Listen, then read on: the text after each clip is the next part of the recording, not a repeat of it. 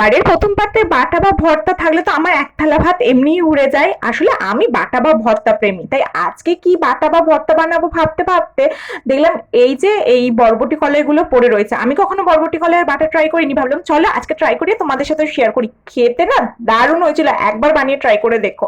প্রথমেই বরবটিগুলো ভালো করে কেটে নিয়ে সেটাকে সিদ্ধ করে নিয়েছিলাম, নিয়ে কাঁচা রসুন, কাঁচা লঙ্কা আর বরবটিটা ভালো করে শিল নোড়াই মানে ঐতিহাসিক মিক্সার মেশিনটাকে বার করেছিলাম, আজকে বেটে নিয়েছিলাম। দেন একটা কড়াইয়ের মধ্যে সর্ষের তেল গরম হতে দিয়ে শুকনো লঙ্কা ভেজে নিয়ে সেটাকে ভালো করে একটু নুন দিয়ে গুঁড়িয়ে নিয়েছিলাম। দেন সেই তেলের মধ্যে দিয়ে দিয়েছিলাম একটু কালো জিরে ফোড়ন, পেঁয়াজটা দিয়ে ভালো করে ভাজা হয়ে গেলে সেই বাটাটা দিয়ে ভালো করে নেড়ে চেড়ে নিতে হবে। আমি একটু পেঁয়াজটা বেশি দিয়ে ফেলেছিলাম, তোমরা চাইলে আরো একটু কম দিতে পারো। দেন একটু হলুদ নুন দিয়ে ভালো করে কিন্তু ভেজে নিতে হবে। নামানোর আগে দিয়ে দিয়েছিলাম একটু চিনি, আর যে লঙ্কাটা ভাজাটা রেখেছিলাম সেটা দিয়ে দিয়েছিলাম। আর আমার কাছে বাটা বা ভর্তা মানে নামানোর পরে একটু কাঁচা সর্ষের তেল আর লেবুর রস একটু দিতেই হবে। বিশ্বাস করো, খেয়ে কেউ দেখে বুঝতেই পারবে না এটা বরবটি বাটা বা ভর্তা। কেমন লাগলো অবশ্যই জানি।